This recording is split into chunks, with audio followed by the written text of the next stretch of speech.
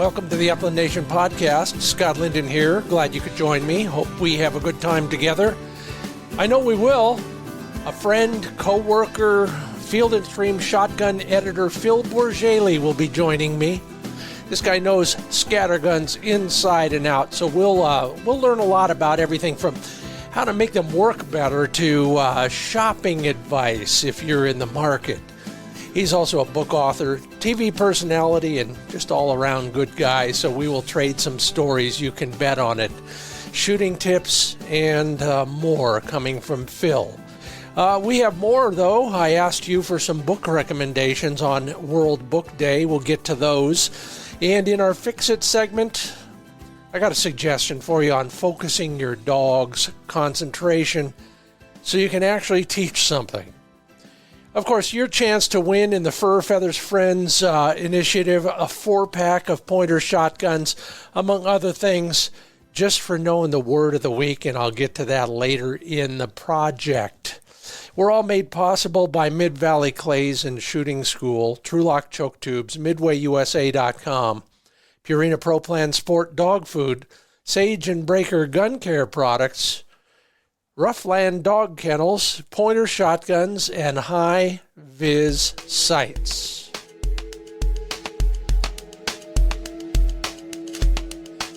Well, we're still working on multi-bird flushes around here. Had a bit of a minor disaster. How's that? 5 birds, 3 launching devices, and 5 shots, which ended up being perfect until one of the younger birds landed in a tree. And so when I sent Flick for a retrieve on another dead bird that I'd lobbed for him, he had seen that bird and he went straight for the tree. By then, the bird had fallen out of the tree and onto the ground. I still got a good retrieve, but it didn't work out quite the way I'd hoped it would. I remember Bob West's advice from last week on the podcast, now that I think about it, and going back a few steps after a debacle like that. And so, yes, that's what we are doing. We're down to 3 birds and no shots for a little while, and then we'll work back up to that very exciting scenario of lots of birds and lots of shots. Hope your training is going well. Like I said, I'll have a suggestion for you later on in the program on that. I went to you folks for a couple reasons. Number one, World Book Day. If you're younger, you might have to look up the word book. It's a bunch of words on paper bound into a cover, and we used to read them all the time, or write them. Now that I think about it. But I got a copy of a very, very old dog training book. Thanks, Randy, for sending that my way. And it prompted me to think about what you're thinking about in the way of books and what you might recommend to other people. So asked the question on social media. Here are some of the answers I got. Olson's Gun Dogs, the Navda Green book. Yeah, always a good one. That's the Ames rules and test something. I've forgotten the name. And a new edition is out, by the way. So even if you have the old one, you might want to take a look at the new one. Robert Murphy, the Bird Dog Training Manual by Dave Walker. Yeah, had the pleasure of spending a few beers with Dave Walker once, way, way back at it was a NAVDA test. I think it was held on his grounds or something like that. But anyway, had a great time. Pleasure to have met him. Great guy. Believe it or not, the house dogs include a wiener dog, a dachshund. Also, Brian Kenny, Afield, American Writers on Bird Dogs. Brian Hansen recommends Feathers from the Prairie. I love the title alone, if nothing else. Jim Mensick, Wing and Shot by Robert Whaley. Yeah, great idea. And then Benno Williams, How to Train Your Bird Dog. Excellent choices. Jason Vanley is a fan of our friend of the show, Brett Wanacott. Brett wrote a book a while back called A Millionaire's Dream. Wonderful read. And then Grant Goblish, The Tattered Autumn Sky. Man, there's some great titles out there, and I appreciate your recommendations on all of those, adding them to the list. Maybe not in hard copy, but maybe digitally. Why not? This is the 21st century. Thanks for all your suggestions, everybody. That part of the program brought to you by midvalleyclays.com. These folks are sub-gauge central. 20s, 28s, 410s, always in stock. Even a few 16 gauges if that's your proclivity. You want to learn more about what they have, go to midvalleyclays.com. Call Dave Fiedler. He has a line on some of the hard-to-get shotguns that may not even be on their website, and they can, of course, ship anywhere. Talk to Dave about your needs before you settle on a gun. You might be surprised at some of the questions he asked and some of the answers that come out of your discussion. MidValleyClays.com, that's where you learn more. Get the phone number, call Dave, tell him I sent you. And, of course, Fueling Flick, whether it's a disastrous multi-bird flush or not, with Pro Plan Sport Performance Dog Food. Learn more about all the formulations at ProPlansport.com. It's the only brand fueling most of the sporting dog champions.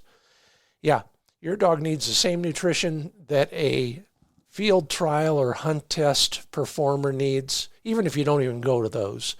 If it's not about a blue ribbon, it's about bringing home the bacon, so to speak. Fuel your dog the way I fuel Flick with Pro Plan Sport dog food.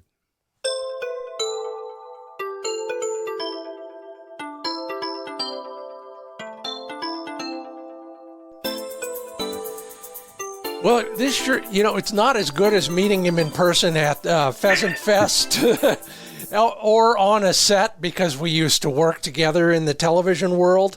But it's always great to talk to Phil Bourjaily. You know him as the shotgun editor for Field and Stream, or you've seen him in a lot of contexts with Ducks Unlimited. Phil, great to talk with you at length instead of just passing like ships in the night. Welcome to the Upland Nation podcast. It is, and thank you. And I do appreciate that you did get me started in television, because my impulse with cameras has always been and still is to run away from them. And you made me stand there and face the lens, and it was good for me, and it has led to a lot of things that I've done since. So I appreciate that. Well, that was a lot of fun, and someday, someday I might actually even try and do that series again. Hey, listeners, if you're out there somewhere in the internet, is the one season of Clay Target Shootout with Phil Bourjaily and Lisa Densmore as the co-hosts. And that was a good time. A lot of fun there. It was fun. But yeah, you've done a lot since then. Bring me up to speed on Phil's life. I am currently, I've retired from TV. I no longer do the DU show. Yeah. So I'm purely back in print and virtual print, and I'm very lucky that Field and Stream has gone back to a twice a year print issue, which is, I hope, a sign of more to come from them. Yeah. What we're doing now is great, but it'd be nice if we did more of it. Mm-hmm. And down to one dog, Zeke, who, as we were discussing before we started rolling, is on my lap right now.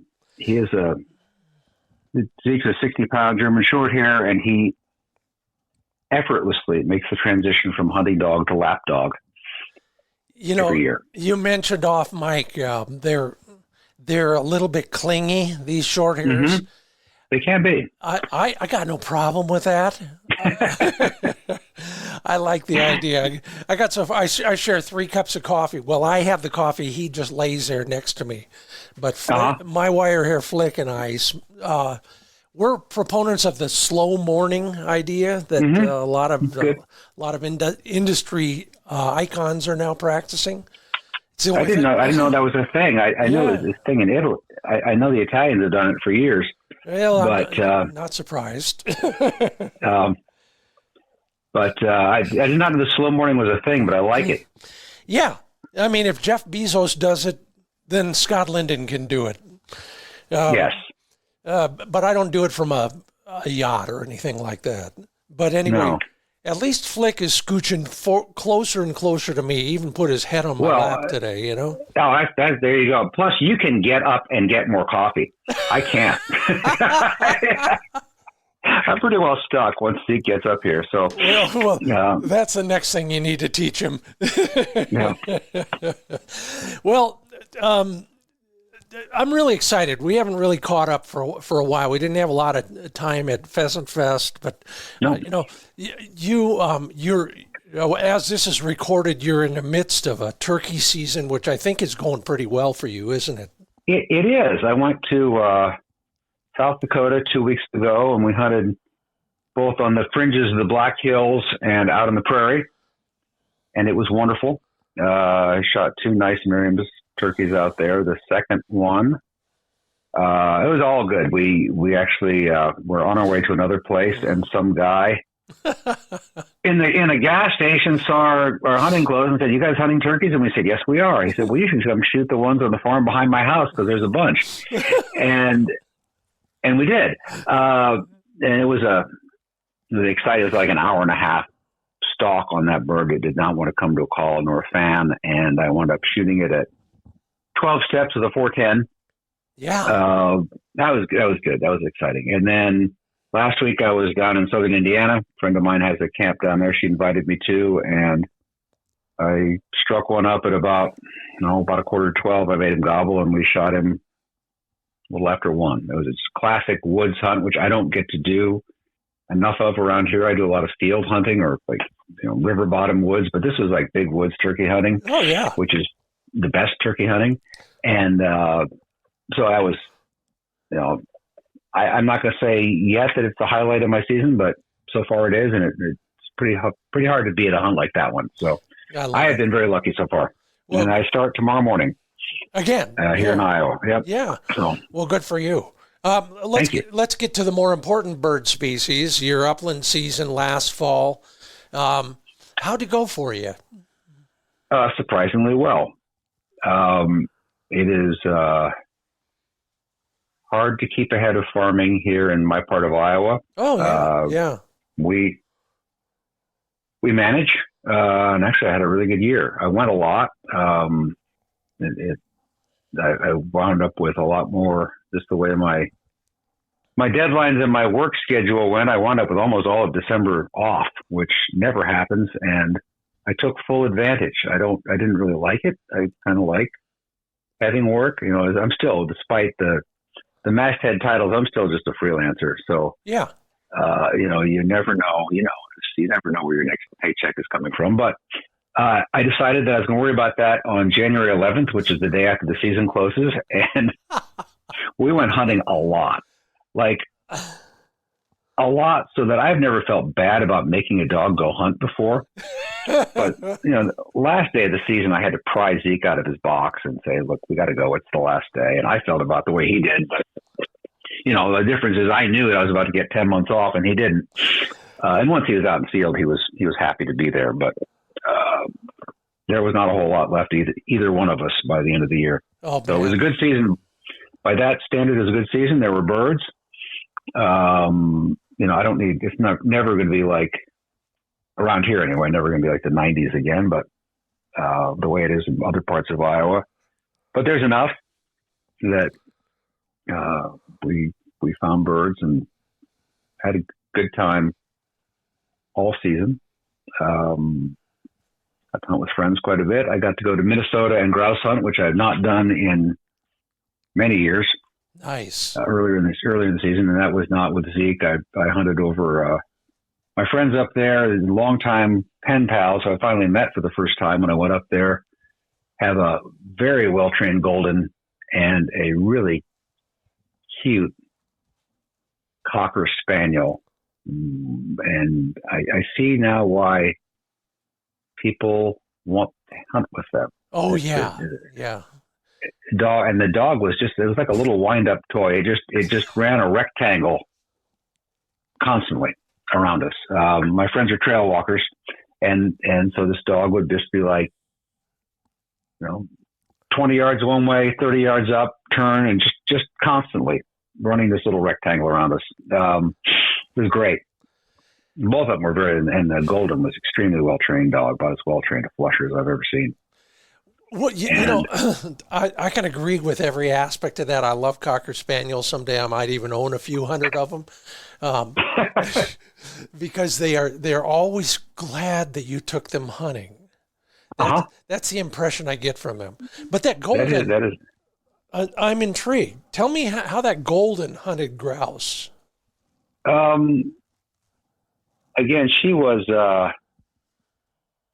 very well trained. And all Sam had to say was too far or hunt close, and she would hunt close. Again, my friends hunt trails, so the dogs are off the trail and hoping to flush grouse where we can see and shoot them. And sometimes it works and sometimes it doesn't, because sometimes the grouse just go deeper in the woods. She would bark when she was on scent of a grouse, which was nice.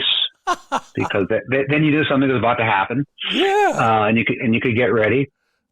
But and obviously the retrieving was no problem for her either. I still like the pointing dogs. You know, the thing about pointing dogs is every once in a while, you know, if you have a pointing dog, you have to then like go kick the bird up. And sometimes there's places you really don't want to go, that they're too steep, they're too briary, they're too whatever. And then it's nice to have a dog that does the flushing for you. But yeah, so I really like both dogs quite a bit. I'm still a pointing dog person. I just, you know, the sight of a dog on point is so much of what I enjoy about bird hunting that I can't imagine ever having any other kind of dog. Yeah. Not that other dogs don't work, and they do, but this is what I like. Well, you know, it's like having the rig you drive every day, and then having the one you drive on sunny summer afternoons. Mm-hmm. You know, I wouldn't mind having a Corvette convertible for about 4 days a year. Right. The rest of the time, I like my pickup. But you know, you like your short hairs, and you've had a few of them over the years. I'll never forget a story you told me once of. Maybe it was Ike. I'm not sure which of your short hairs it was. Ike was the setter. Oh, setter. Yeah. I went briefly to setters. Okay. And came back. Yeah. Well, good. I'm glad you saw the light. But well, it wasn't. You know, it's the drool.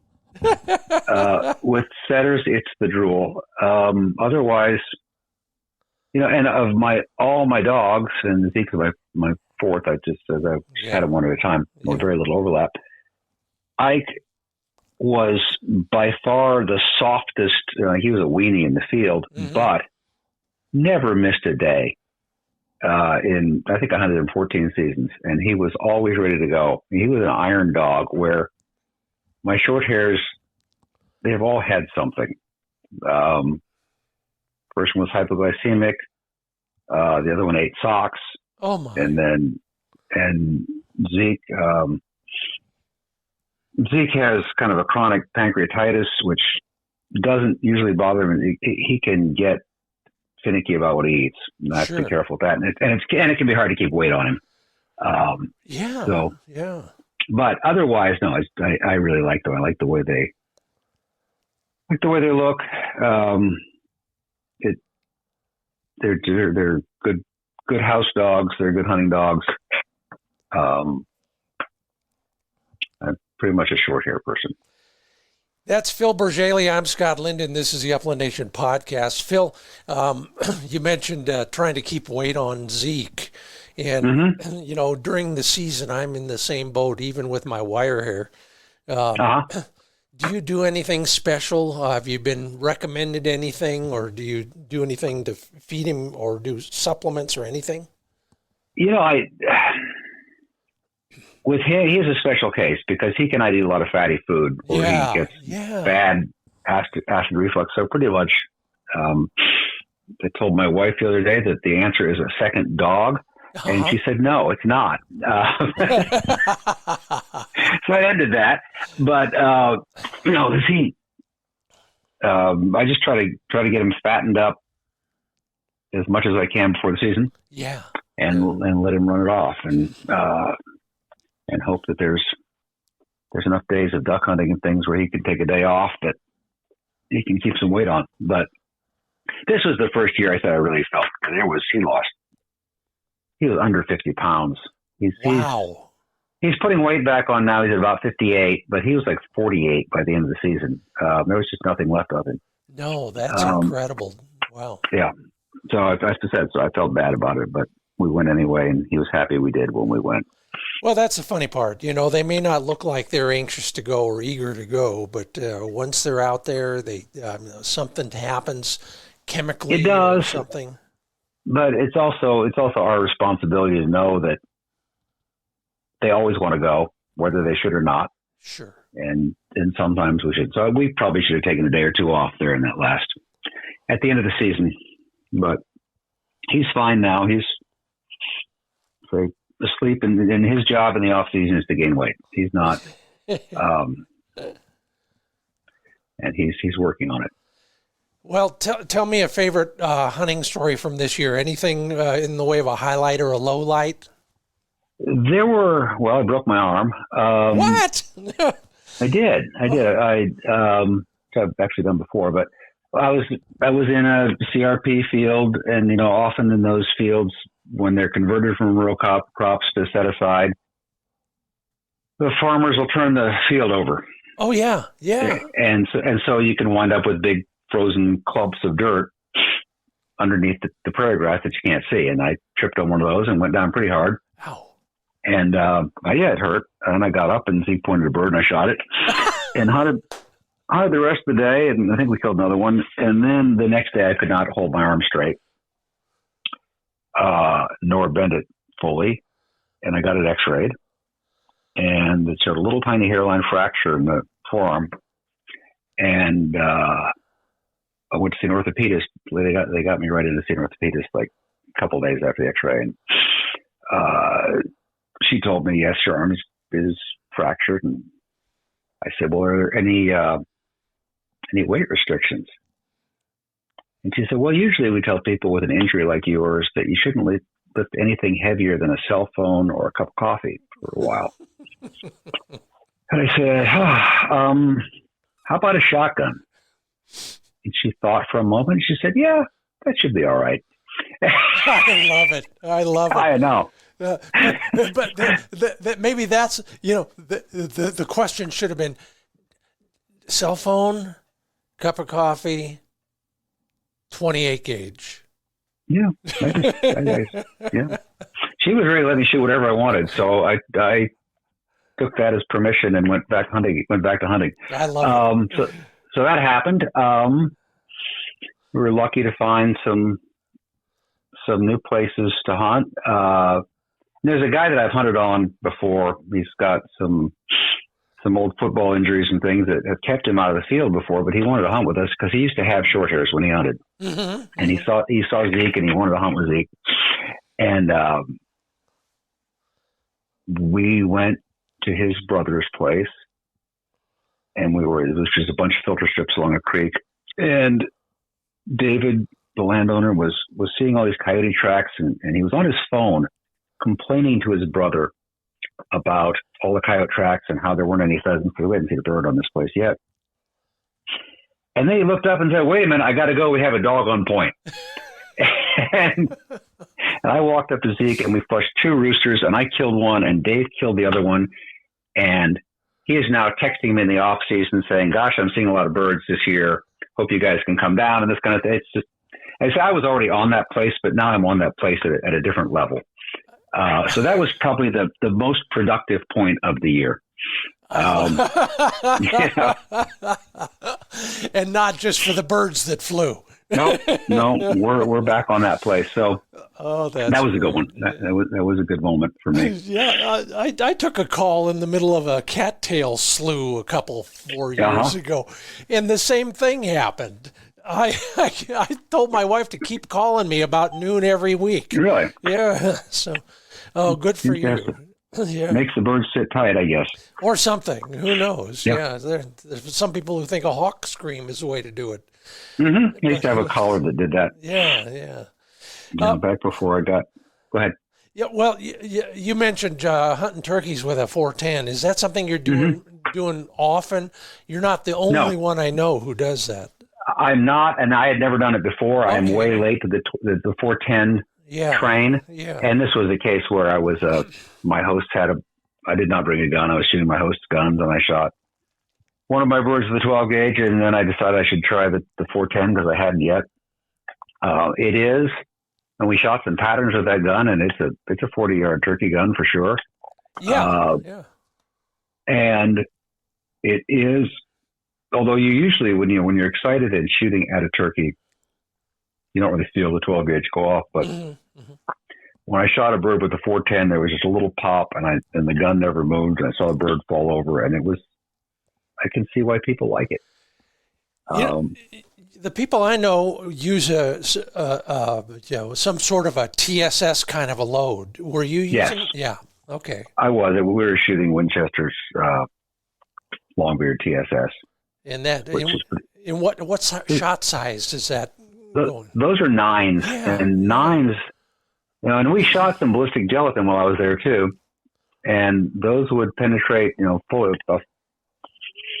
at 60 yards. They were going 3 inches into the gelatin, which is about very similar to what a steel BB would do at that range. So Sure. it's pretty incredible stuff. I'm a little worried that we may not be able to get it anymore since it all comes from China. But personally, I have enough to shoot for the rest of my life and most of my kids' lives, and probably I have a new grandson coming in. First grandson coming in mid-May, and he will probably inherit some of these shells. So. For me, it's not a problem. For other people, it may be. Well, don't rub it in, shotgun editor of Field and Stream. I'm generous with it. Yeah. I give it away. Yeah. Well, I'm glad to hear that. Of course you would.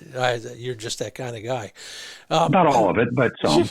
You are the shotgun editor. Maybe we should talk about shotguns. Sure, why not? Well, before the break, we got time for maybe one question in that topic, and that is, have you ever settled on a gauge or a configuration side by side, over and under, whatever, for most of your upland hunting? Or do you, granted, you get the chance to try all sorts of guns.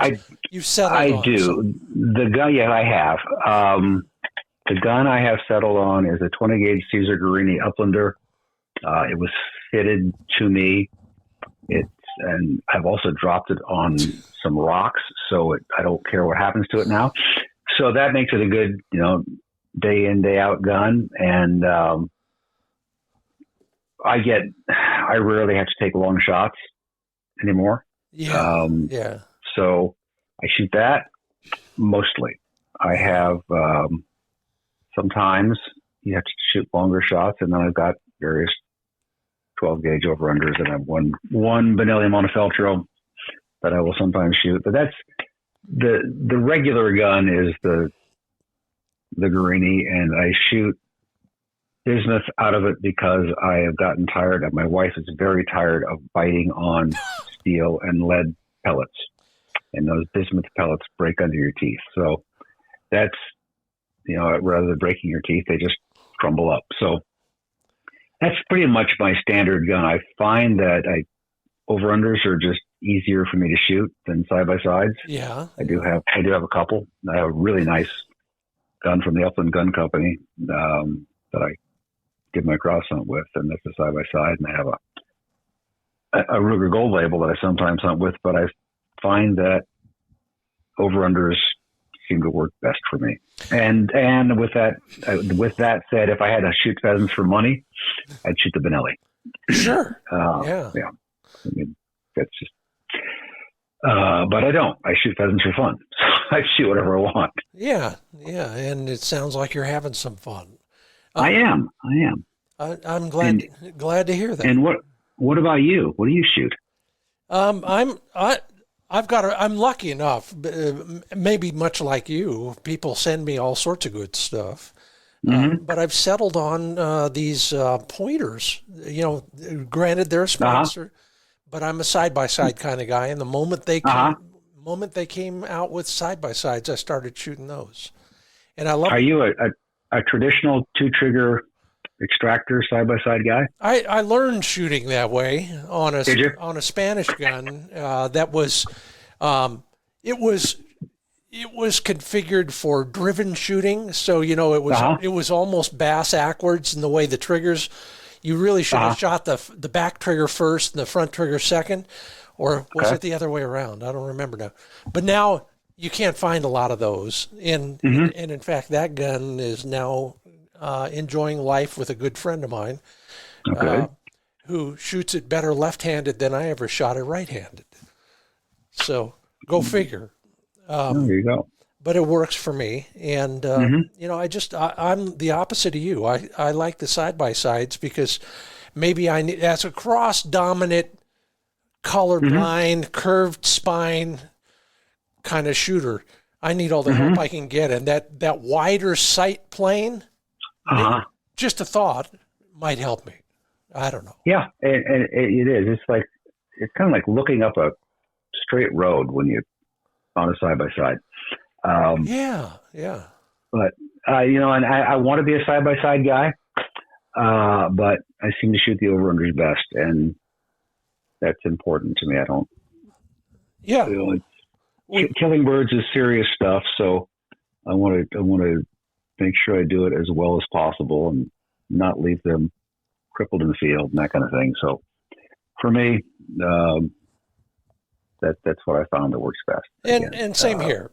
And I've got more guns than I know what to do with, and I rotate through them. I use all the others once in a while too, just for fun. In fact, right. Anyway, we'll talk more about shotguns with Phil Bourjaily, the shotgun editor at Field and Stream, among other things, and some hunting tips, among other things, and maybe even some more dog stories. It's all coming up.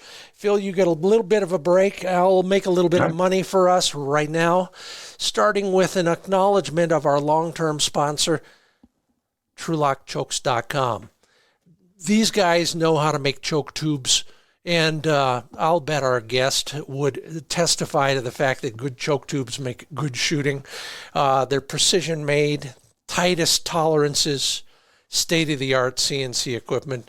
You don't hear those words when it comes to, American gun companies and related companies, but these guys are doing it. Speaking of that, all their choke tubes are made right there in Wiggum, Georgia, from U.S. produced steel. You want to learn more about your choices, go to TrulockChokes.com. And if you're gearing up, and I know you are, over 55% of you are already planning your first big trip of the season. If you're taking a dog, you want to take them in a safe crate. That would be roughlandkennels.com, R-U-F-F. Get it? Roughland Kennels. They're creating the ultimate travel system. Not only a great crate at a great price, in all sorts of colors, if you are so inclined, but everything from chow boxes to water holes, anything you need to care for your dog while you're on the road, they've got it. I love the top tray with the water. I forgot what they call that thing, but it is a storage tray you can stack onto the dog crate that will also hold 9 gallons of water. Use it all the time at hunt tests and then filling up everybody else's water bottles and soaking down their dogs on our hunting trips. Learn more at roughlandkennels.com.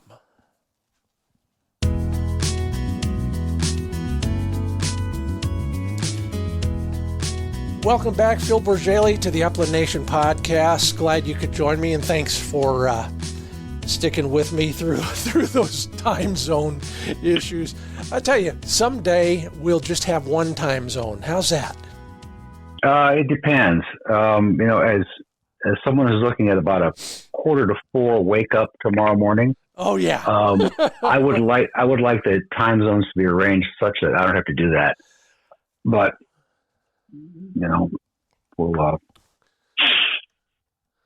it would lead to less confusion if we had just the one time zone. Yeah, absolutely. I promised we'd talk more about hunting, and you get out a lot. You get to hang with a lot of people. You've been there and done that. If you're out there, you're probably remembering stuff that will help you be a better hunter that we don't know yet. It's your own thoughts. It's other people who are smarter than both of us put together. What are some lessons you've learned?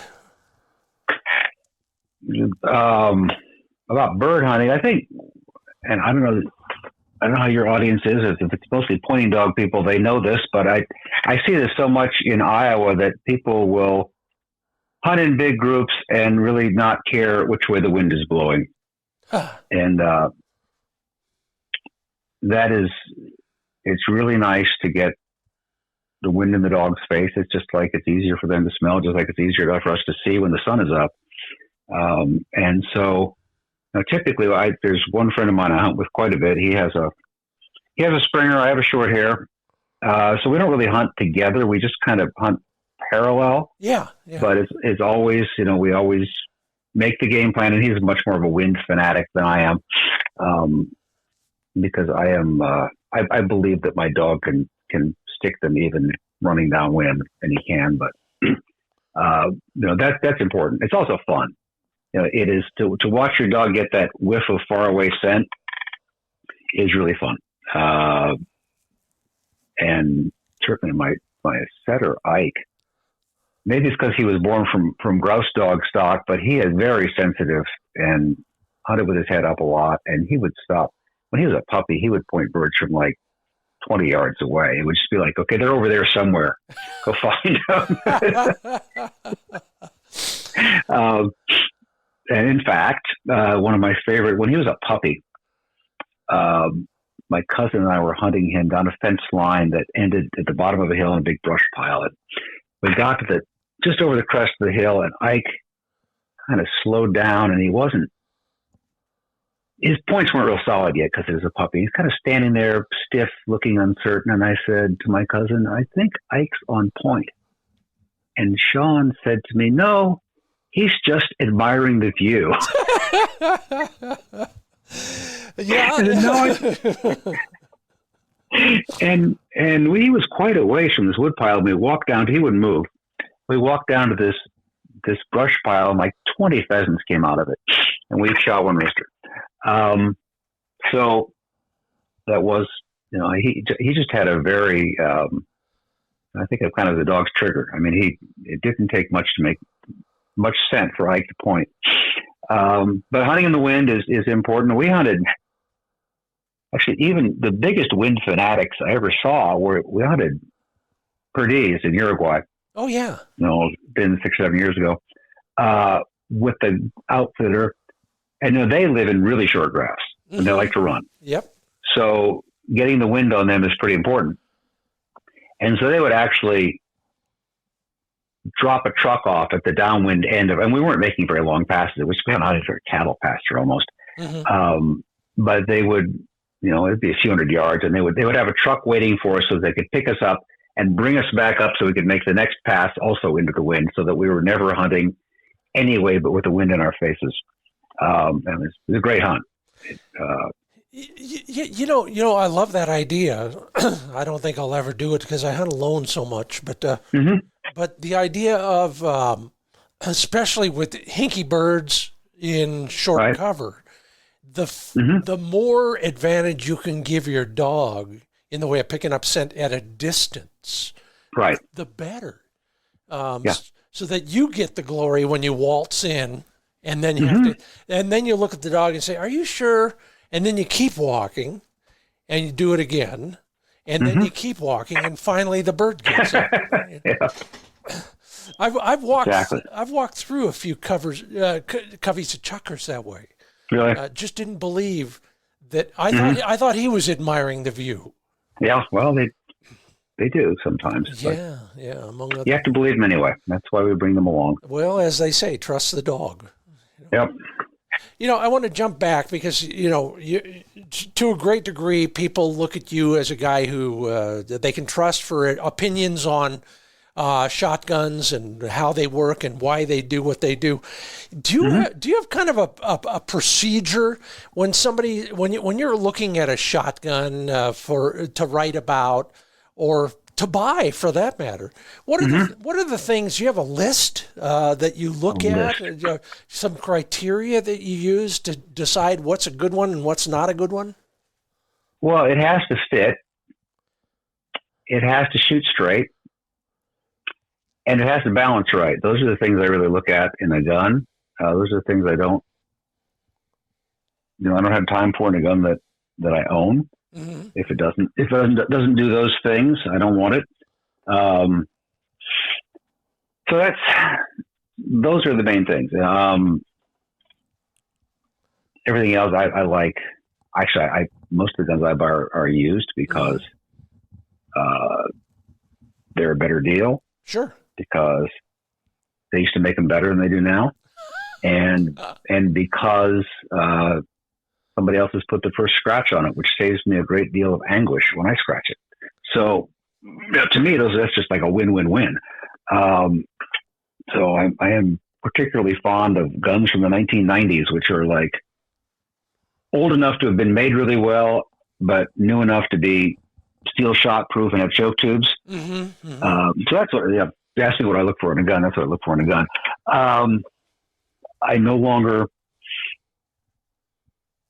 look at the oddballs because I used to think, well, I'll just buy this because I think it's a cool gun and I'll never sell it. Yeah. And then you try to sell it and you think you lose money on it. That's happened to me enough times that I don't do that anymore. Yeah. With a new gun, again, I say it's fit, balance, and it has to shoot straight. You put it on a rest and aim it and shoot it at a mark, and it needs to hit where it shoots. And if it's got two barrels, the two barrels need to shoot fairly close together within a few inches. Browning guns are especially good at that, mm-hmm. but so are other guns. Mm-hmm. Then once the gun shoots straight, obviously you have to be able to shoot the gun straight, which means it needs to, when you mount it, you need to be in the right relationship to the bore, and when you swing it, it has to move right for you. For me, I like guns with some weight in the front end. Sure. Is that more than?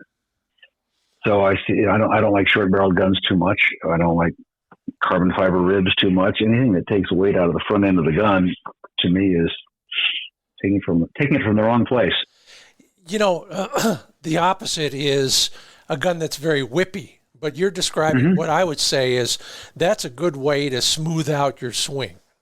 It is, and I'm guilty of going too far. I am all the way over into like pig on a shovel territory. Yeah. The target gun that I shoot the best is an old Browning Ultra Sporter that it's got 32-inch barrels, and it weighs over 9 pounds, and most of that seems like it's in the barrels. It's just a chunk, but it's the gun I shoot the best too at targets anyway.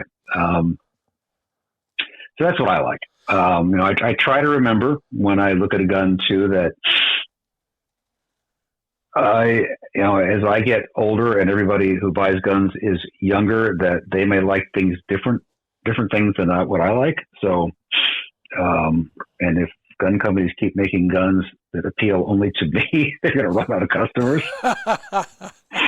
So I try to keep that in mind. I try to keep a broader view. I'm not a big fan of this, of the current 28 gauge craze.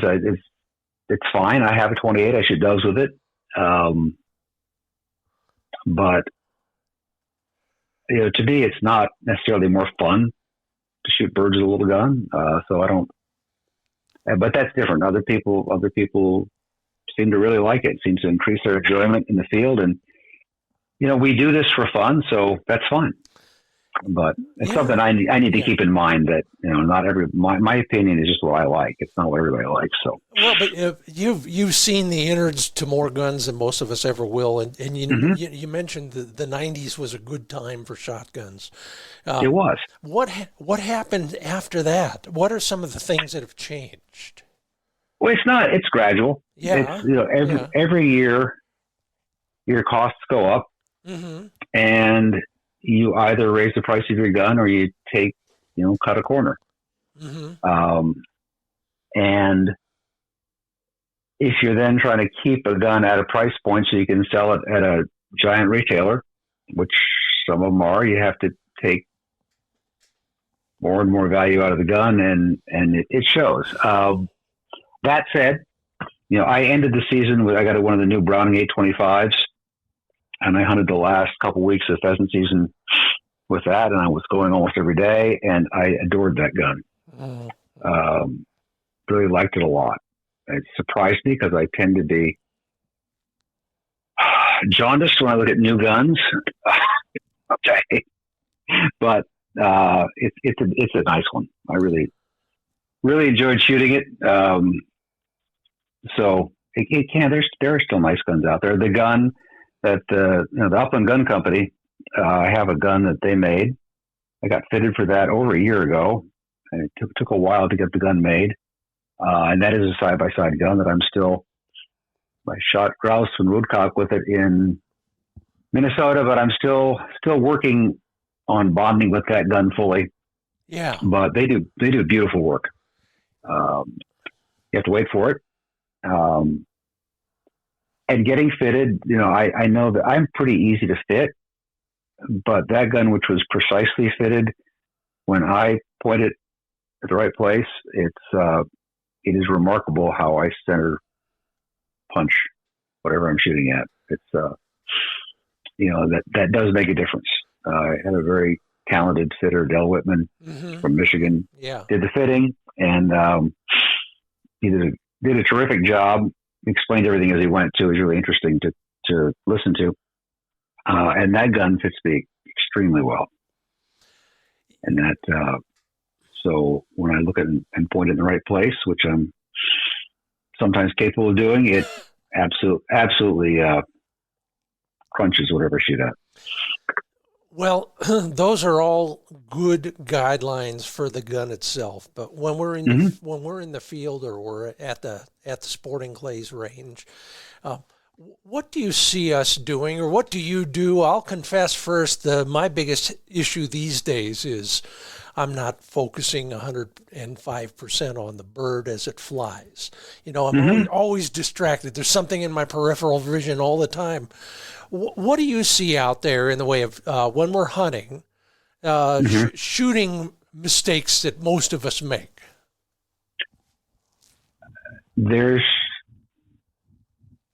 I'd say aiming is a big one for anyone. Yeah. Anyone who taught themselves to shoot teaches themselves to aim because it makes sense. I did that too.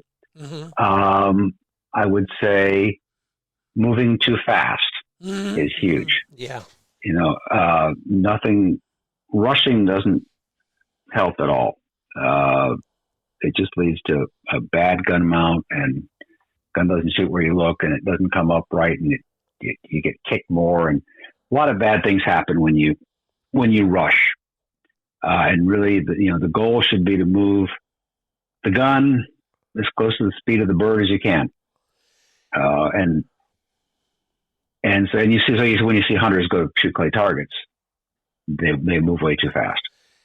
Yeah. And if you can get people, if you can slow down, it's paradoxical, but when you slow down, the targets slow down. And then the last thing is the gun mount, which is, it's related to the other two, in that most of us, again, when we taught ourselves to shoot, and I'm no different, we put the gun to our shoulder, and we crushed our face down on the comb, and then we look for the bird.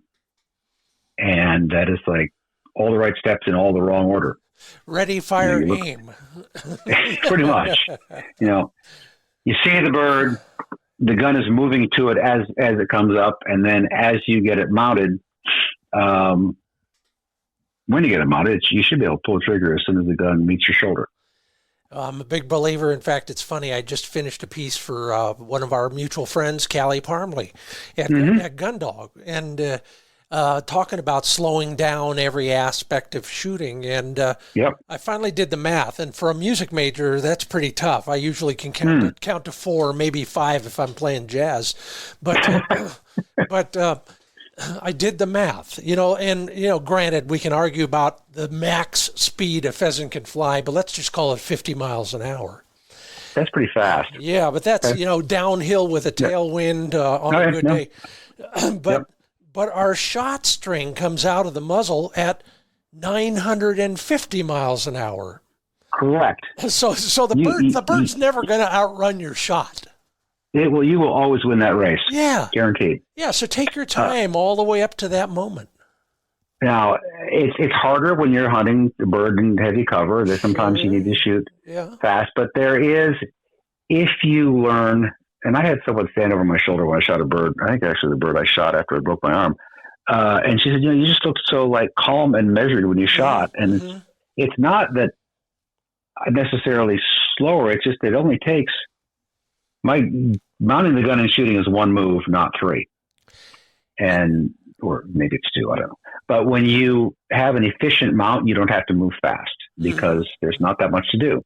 Kelly Parmley, by the way, she was with me on a trip to Alberta earlier this last fall, which was a real treat. And we were both, since we're both left-handed, we were both down at the same end of the blind, and I guarantee Kelly Parmley can shoot.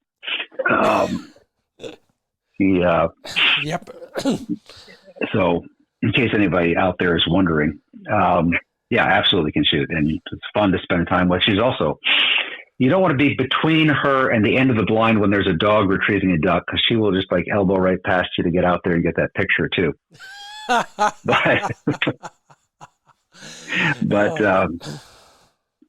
Yeah. So those are the things I think that most people need to do, and all of those things are things you can learn in the off season shooting clay targets, and I wish more people would. I don't want to get, this is my usual rant. I don't understand why anyone who hunts doesn't shoot more. I mean, it's fun. It's like, it's expensive, but most things you do are expensive anymore. But it really pays off in the fall. You think about it, and the cliche is, well, Tiger Woods didn't get that good just going out and playing golf once a week, or 12 times a year, or whatever it is. And you're absolutely right. Who wouldn't want to hang out with a bunch of good friends, especially in the summertime when it's nice? Mm-hmm. Make some noise and break things. That's how I think. But I am kind of fixated on the whole hunting thing, so I understand that other people have other things they like to do. Again, back to your field and stream job.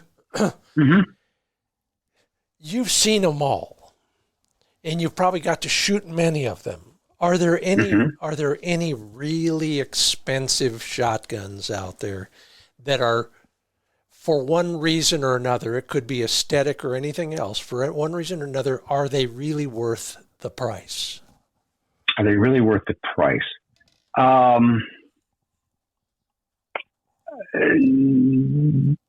Sure. If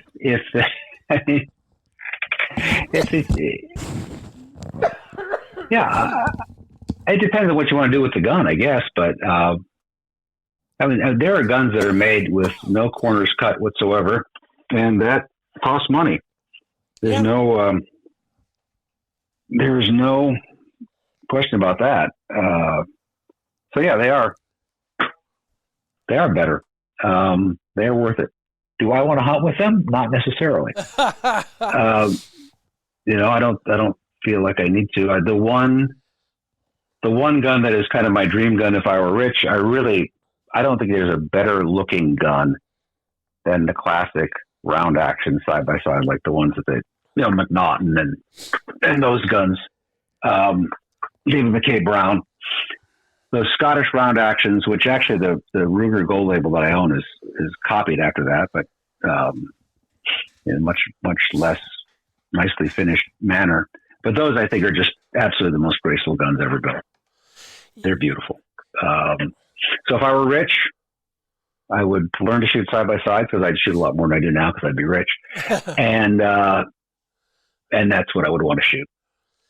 You didn't mention any of the famous Birmingham or London makers in that list. They were Scottish.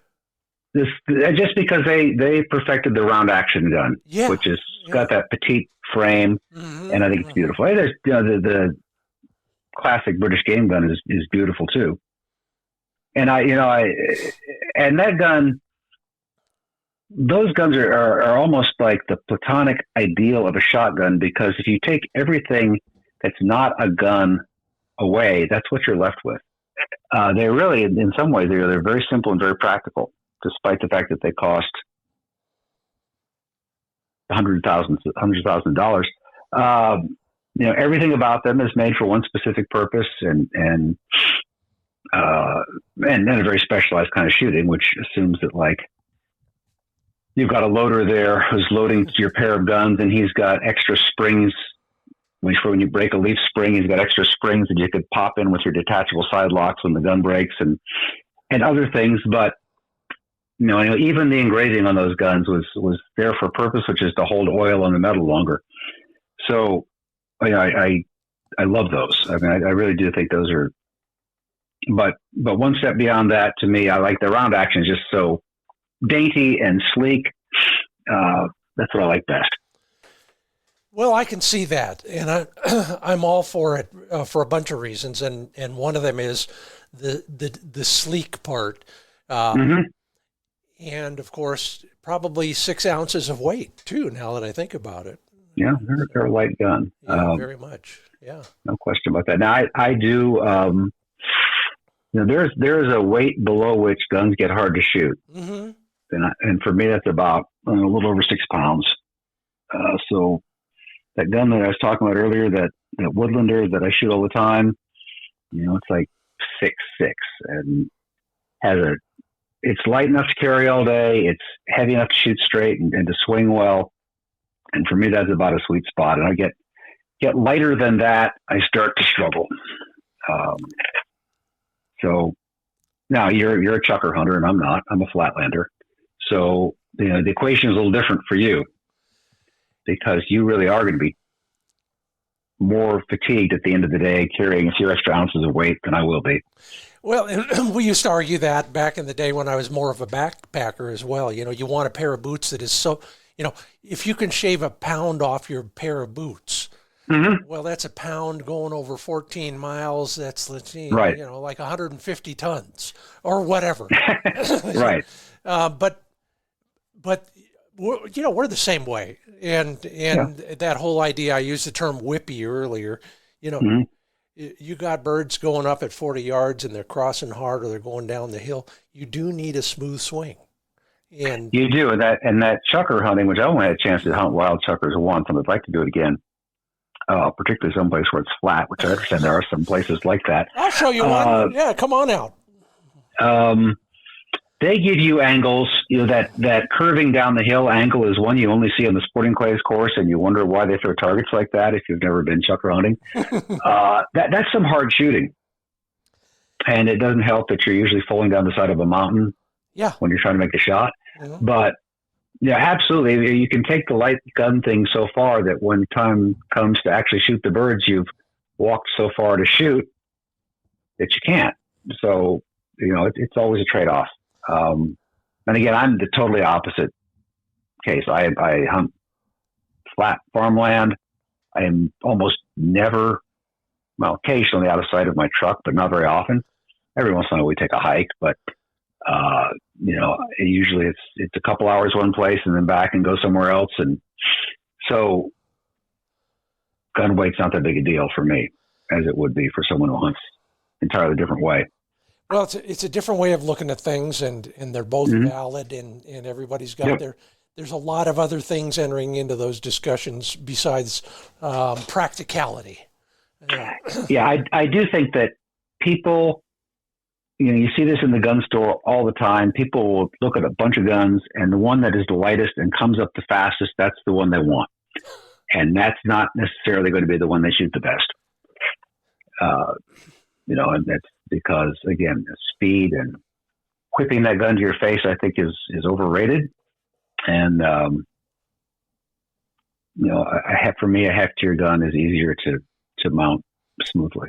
I couldn't agree more, and those are words to live by. We'll leave it at that.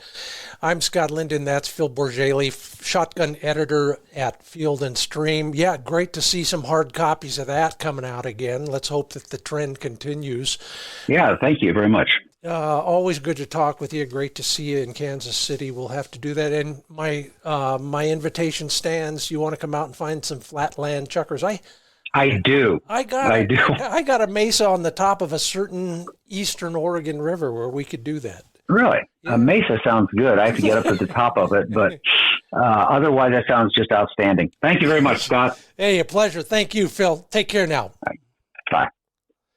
The rest of you hang loose because we've still got more. In fact, our Fix It segment about dialing down your pre-training ritual.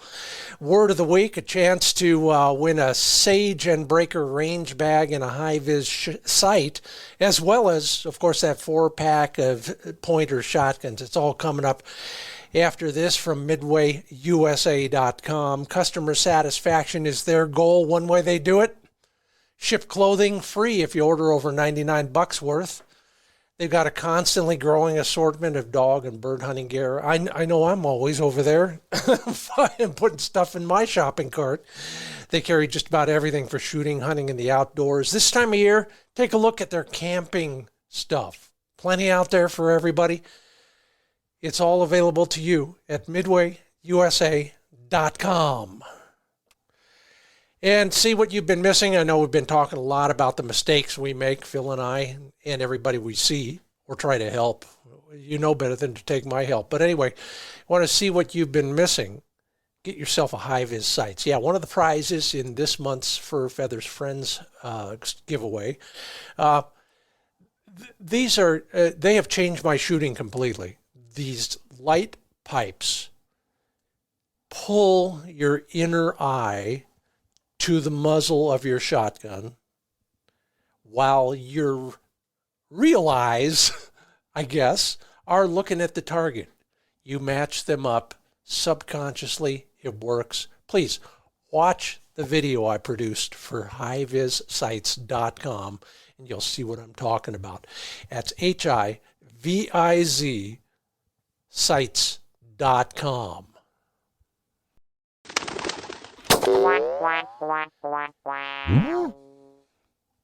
All right, this week on Fix It, something I was just thinking about this. You know, funny how things will prompt an idea or two.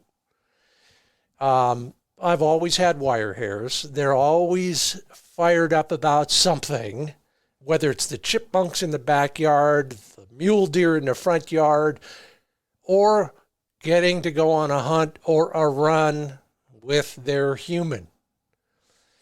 And I started looking at the drill. Whether it's a training session or we're just going for exercise, I always did the same things. Put the whistle around my neck. It rattles. My tone of voice would get fired up. I'd turn on the e-collar. You know, there's noises associated with that. Lace up the boots. The dog is ready to explode with excitement. Then you get him out there and you try to work on something in a training context. Well, you know how hard that can be. It's like corralling a class full of kindergartners and trying to explain the alphabet. So instead, I've started working on dialing things down before we go into a training session. Well, at my place, these things have helped settle down my dog so that he is ready to learn. Keep my voice low and low key. Exit the house under control, not barreling through the door. Then at our house, we walk up onto the training table first. He associates that table with learning. His mind already starts putting 2 and 2 together and getting to 4. Once all of that is done, then we heel off the table and start our training session. If we need to, we'll come back to it once in a while. But those are the cues that dial down the excitement level for Flick. Well, and for Manny and for Buddy and Yankee and Bill before that. All my wires. Maybe it'll help you and your dog be a little bit more productive when you're training. Yeah, the Fix It segment is brought to you by PointerShotguns.com. You know, they just published the second edition of the 2025 catalog. Sure, it's available online, but wouldn't it be cool to have a hard copy of that thing? It's beautiful. From the cover, which is textured, you know, the smell of real paper, ink on paper. Hey, an old publisher like me loves it. Anyway, you can order it at the website. Take a look at all the choices right there. Hold it in your hands. Everything from case-colored to Cerakoted finishes. You can get a good deep dive into that new semi-auto shotgun and all the subgauges that are always in stock at dealers from Bass Pro to Sportsman's Warehouse, Cabela's, and Turner's Outdoorsman. Learn more at pointershotguns.com. And sageandbreaker.com is where you get your gun cleaning and care products. Now's the time to stock up. Everything's in stock, from CLP to bore cleaning solvent, firearms grease. Some new products coming down the pipe. If you don't want to miss them, sign up for the mailing list. Get all the information you need, including the address of their office and retail shop in Sonoyta, Arizona. If you're heading down there for Mern's Quail, say hello to Fred and the crew at sageandbreaker.com. Hey, it's time for the Fur Feathers Friends Word of the Week.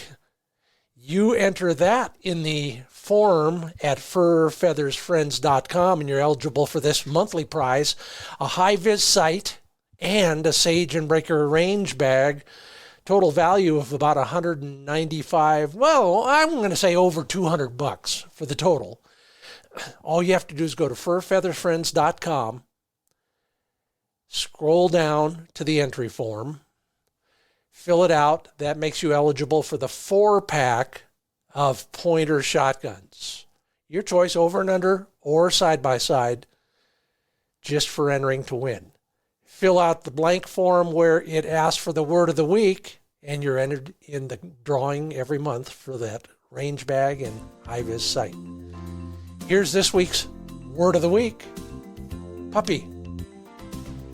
Puppy is the word of the week. Go to furfeathersfriends.com. Well, thanks, Phil Bourjaily. Always great to talk with you. Sure miss those days when we were working together out on the Sporting Clays range, but always nice to get caught up. Thank you for listening. If you enjoyed what you heard, please tell somebody about it. Please leave a rating or a review at Apple Podcasts.